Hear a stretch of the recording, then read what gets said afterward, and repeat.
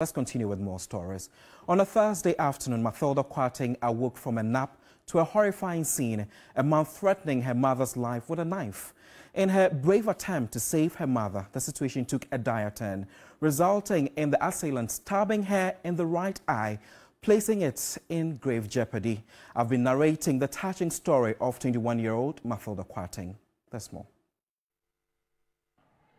With her right eye stabbed, 21-year-old Mathilda Kwarteng sits outside her house in Kaneshie, wearing the scars of a tough Thursday. My sister said she saw the man entering the room with the knife, so she ran towards the man. When she get to the room, the man was pointing the knife at my 1 year 10 month sister, so she was able to push the man away and pick my sister. You can see it in her eyes, a mix of pain and heartbreak from that difficult afternoon. This young woman displayed a remarkable courage when Halifax Atukwe Clote, a male neighbor infamous as killer in the Kaneshie enclave, forcibly entered her room with harmful intentions towards Mathilda's mother. So as soon as I got up, he was there already, and he has pointed the knife on my mom, so I don't know what to do. So I used the standing fan to hit him. So when I hit, I fall down, and he wanted to use the knife to chip my neck.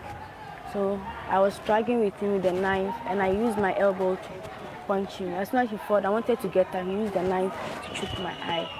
She stood strong against the attacker, turning a quiet nap into a fierce battle. Mathilda fought to protect her mother. I was shouting for people to come and help my mom. They came to help my mom first before they take me to the Kaneshie Polyclinic, and the doctor said they can't do it, so they should take me to Rich or Kwalebu. Despite being an asthmatic patient, she pressed on undeterred by her condition. Before the incident happened, Sam told me that he would kill us. I've never spoken to him before. But does your mother have any issue with the man? No. And he said that time he was drunk, so he didn't even know what happened, what came to him. When we all visit an eye clinic, there's this regular process that they take us through, and that is exactly what I'm going to be doing with Mathilda at this point. So I would want you to use your hand to cover your left eye, which is okay. So from that point, how many fingers can you see? Right now your fingers are shaking. So you can't tell the number of fingers. How many can you see now? Sorry. 3. 1 is here. You can see 3? Yes. No. Index finger. This is actually 2. Wow. So it means your situation is quite serious then. Mathilda's mother, Alice O'Day, mentioned the move to the neighborhood just 2 months ago. However, this incident has instilled fear in her, not only for her own life, but also for the safety of her children. We don't have an issue with him. After the incident, some neighbors informed me that he claims we are causing him stress and he'll harm us. However, he's not even our friend or someone we engage in conversation with. The assailant, subsequently taken to the Kaneshie police station, was detained and later brought to court, where he faced charges of causing harm. Curious about the outcome, I went to the Kaneshie police station to learn the verdict. He received a 12-month prison sentence along with a fine of 5,000 Ghana cedis. But for Mathilda, the battle is far from over. 1 year is not enough for me.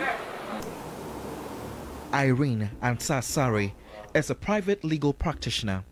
Sometimes whoever is on the other side, usually the victim side, would think that the sentence is lenient. And then on the perpetrator side, they might think that it's harsh.